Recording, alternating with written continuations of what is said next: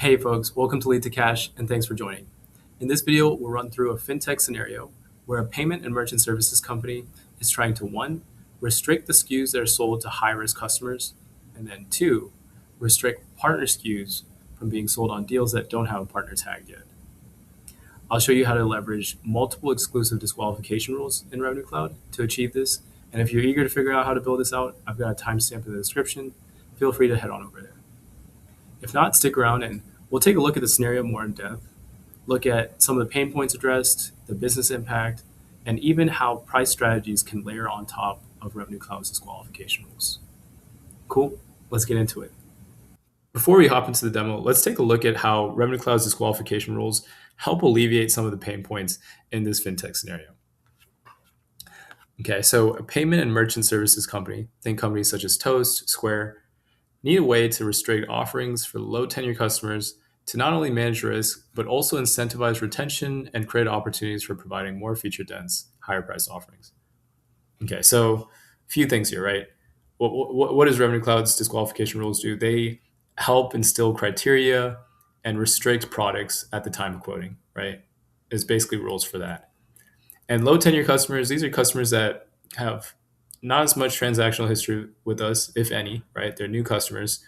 So they're not as credible. And we may want to go to market with very foundational products that aren't as risky and higher priced for these customers. And that's really where disqual rules come into play is they're going to restrict these products and offerings.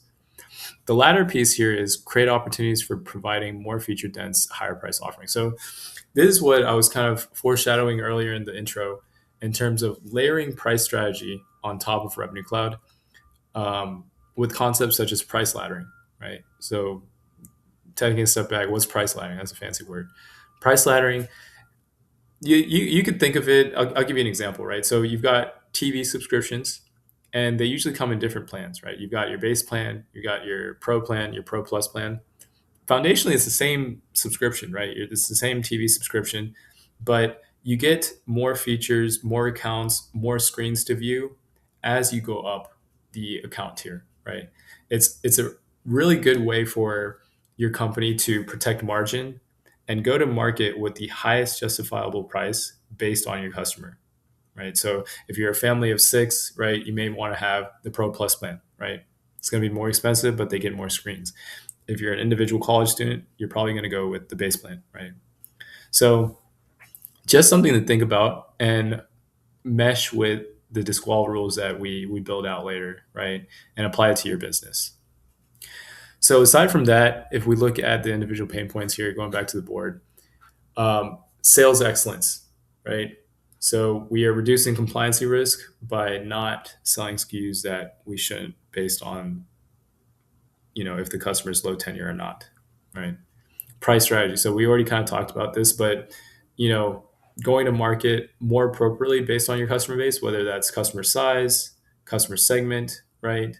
Product tiering, right? So I gave the TV subscription example, but this could be, offerings you provide for SMB, mid-market, commercial, enterprise, right? Your SMBs aren't going to need as feature dense of an offering as your enterprise customers, right? And you can appropriately price based on that, protect margin. Channel ops. So if your reps, they don't tag a partner to a deal, right? Rationalizing the product selection screen in a way that they aren't seeing SKUs they shouldn't be selling for non-channel deals, right? And then from an admin perspective, this is kind of getting into the tech and for solution architects out there, right? We'll see this on the build side of the video. But when I mentioned mutually exclusive disqualification rules, some of my peers and we've seen kind of weird outputs, and it may have been the way we've been building this disqualification rules. But I'll show you a way to leverage custom objects, right, to maintain your different rules, different business criteria, and make it scalable so that you can easily incorporate new rules into your disqualification rule set as your business grows. Okay, so that's the scenario. And if we pivot here, we're about to get into the demo real quick. And right before that, this is what I want to preface with is we'll show enabling offerings for strategic accounts or on the flip side of that, restricting SKUs based on tenure, right? So regurgitating, right? Higher tenure customers probably going to offer higher price offerings, more risky offerings that are things such as instant payouts, buy now, pay later, cross border processing. These are all things in the payment and merchant services industry that you may be familiar with. They're not things that you want to sell to a customer. It's probably not as credible with you, right? So probably want to restrict those for your lower entry level customers, right? So we'll take a look at this rule when we get into the demo. And then the second rule that we'll also see, right, because we did mention multiple exclusive disqualification rules. So we're going to see how we combine both these rules and have them, from a technical lens, have them in a single procedure. From a process lens, we'll see how they, work together in the demo. But anyway, going back to rule two, um, you know, in the payment and merchant services industry, you're probably familiar with these different types of channels, right? It's your independent sales organizations, your ISVs, VARs, referral partners. We'll see specifically, right, how we show SKUs specific for ISOs based on tagging that to the deal. Yeah.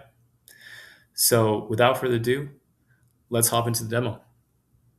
So right here, we've got a quote pre-made. And context here is that we are a merchant payment services company, and we're trying to go through an independent sales organization, a partner deal, right, to sell to a hotel and resorts company. And let's say this hotel and resorts company is a mid-market commercial size company, right?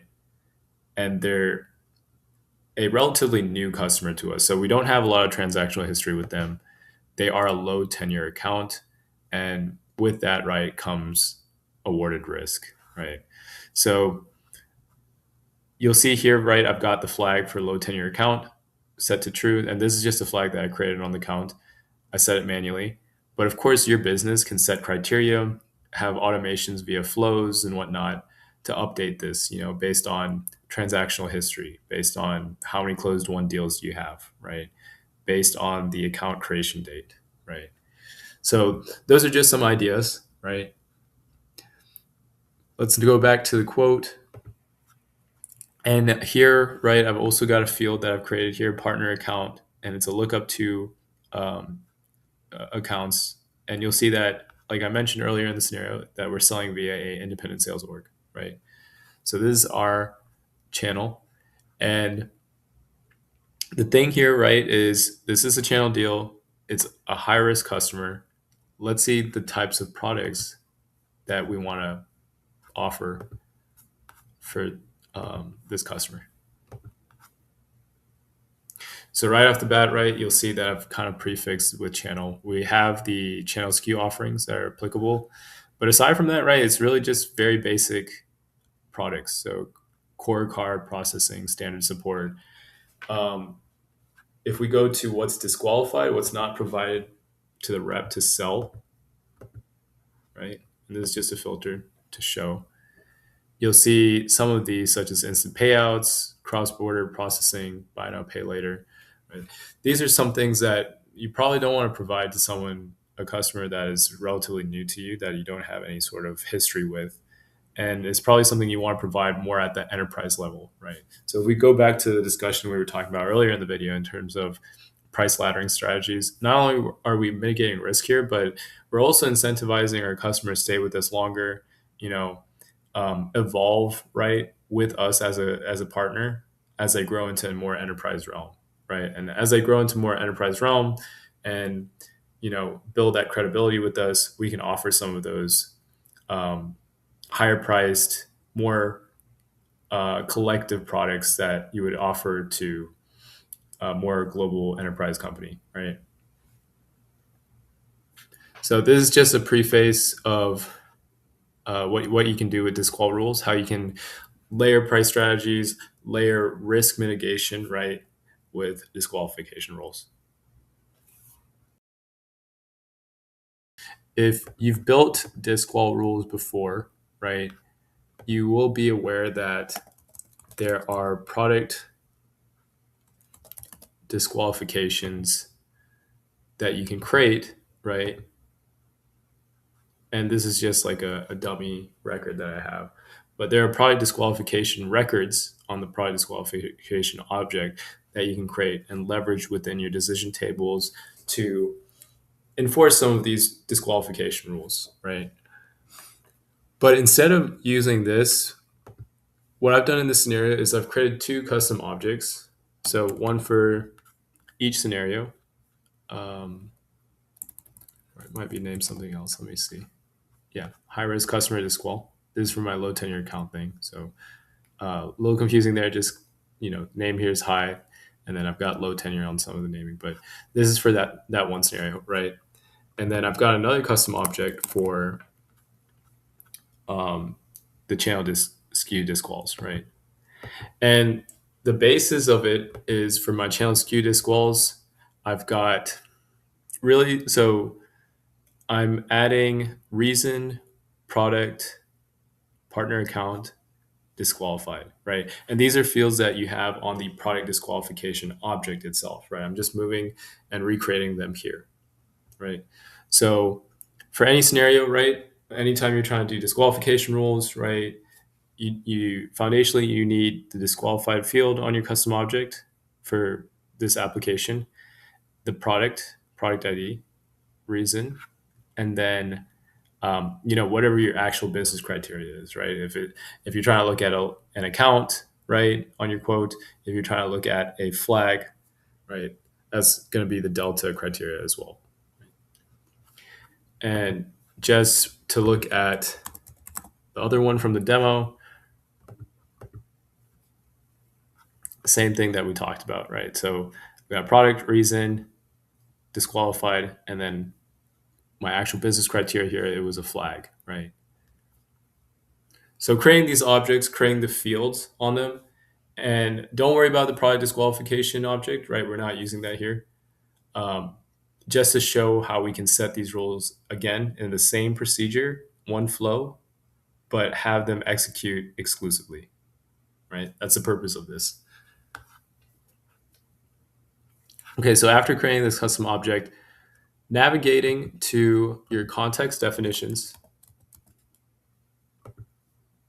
okay, and we'll go to the custom tab, and on your product discovery one, right, go there, and then mapping the fields that you intend to use.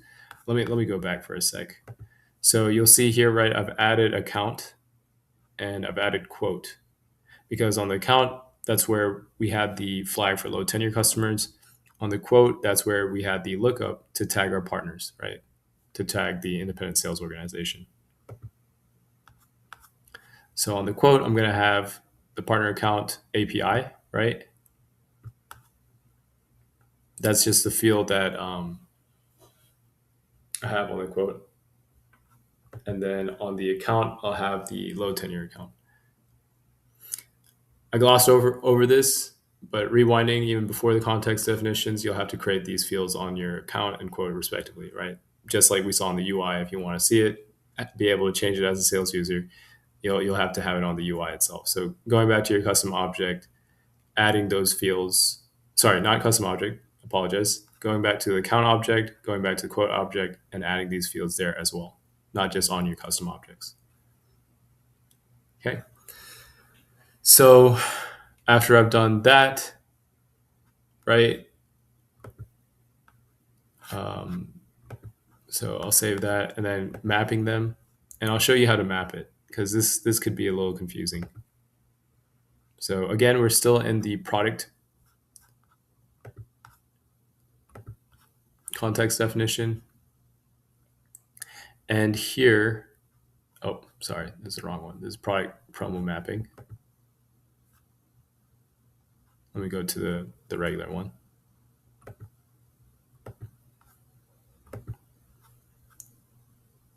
Product discovery mapping. So my quote that I've added, right?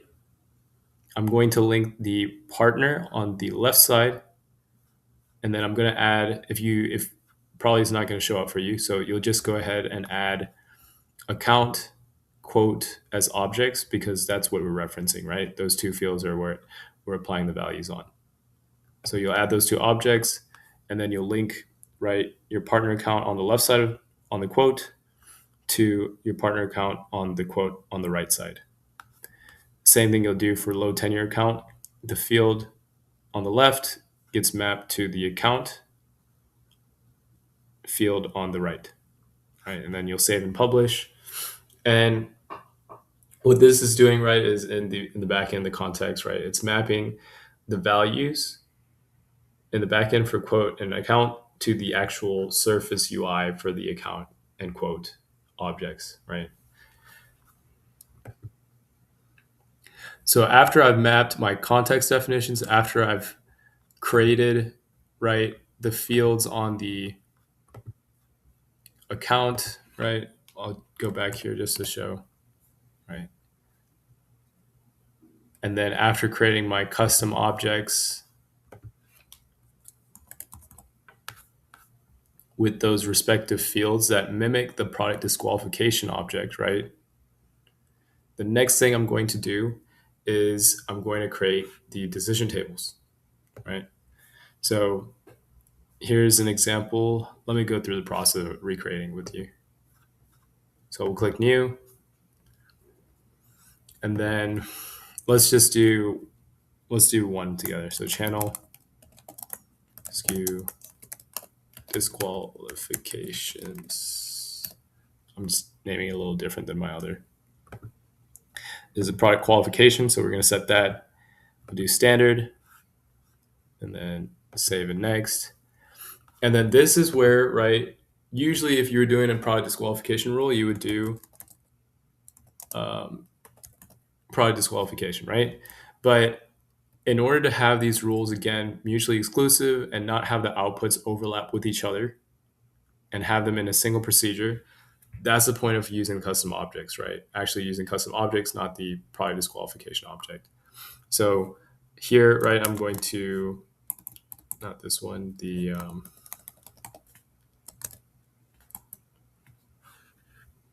channel SKU disqual. So this is my custom object, right? I'm going to add that. You want to add your product ID because it needs to reference the product ID. And then you need to reference your actual criteria, which is the account, right? And then is disqualified. So if we do not tag an account on the quote, then we should not see the SKUs, right? So for that criteria, this needs to be not equal because this is saying, look at the records created and look at the quote. If they do not match, if it's not populated on the quote, then do not show the channel SKUs, right? So that's why we need a not equals right there. And then you'll save and next, go through the whole screen flow there, and you'll basically be done, right? Here you'll see that I've already got records populated. So I'm not going to save this since I've already got created. Just want to show you how to walk through it. So we'll have to populate, right, the decision table. So what you'll do here, right, is you'll go to your custom object, and then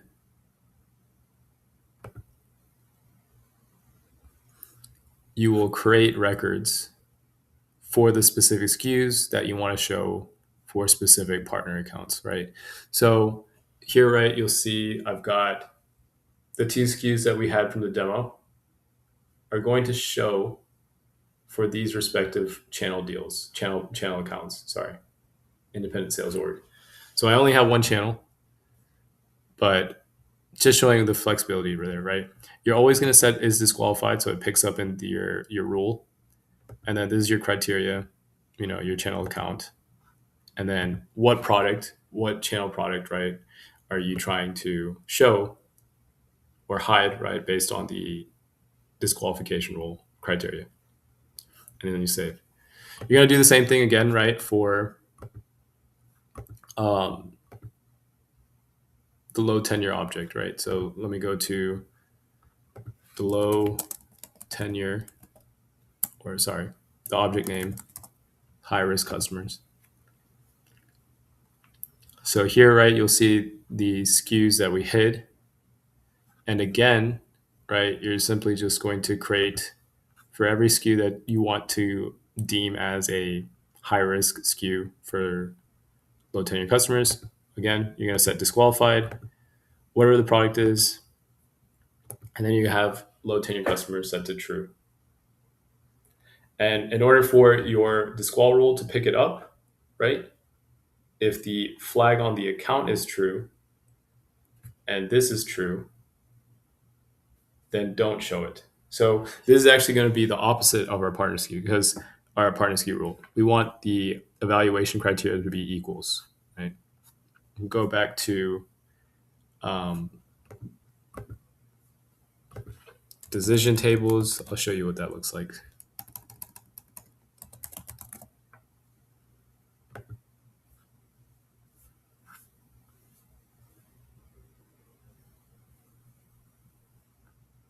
Yeah, so here's the decision table.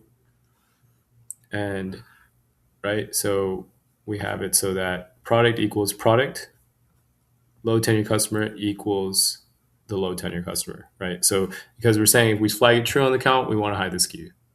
For the partner thing, if we don't have the lookup populated, we want to hide the SKU. So it's different, right? So you'll have to kind of navigate and understand your logic, your business requirement to see if you need to set your criteria to equals or not equals. Okay. So what have we done so far? We've created the custom objects, right? We've added the fields on the account and quote so that it shows up on the UI. We've created decision tables. We've created 2 decision tables, one for each rule. We've added records, right, for each of the products we want to hide or show, right, depending on criteria.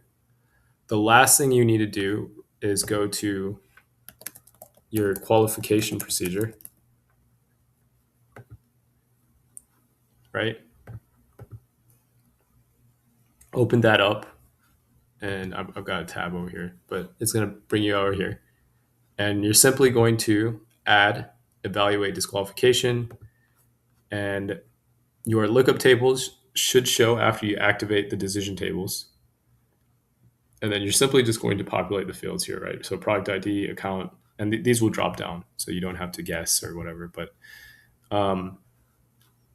is qualified, it's weird, it's out of the box, but it's the value that you set here for is disqualified. And then here, and the order does not matter, right? Because again, these are mutually exclusive rules. And the purpose of us using custom objects, right? That's a real change in the suggestion I'm making here, right, guys? Is using custom objects to drive your qualification rules so that you don't run into issues or overlaps in your output. Okay. And with that, that's really all you have to do. Go ahead and activate. And I guess this, I hope this goes without saying, but obviously your qualification procedure, right? If you go into settings, just make sure that under product discovery settings, you have the right qualification procedures set, right? So cool. I hope this was helpful.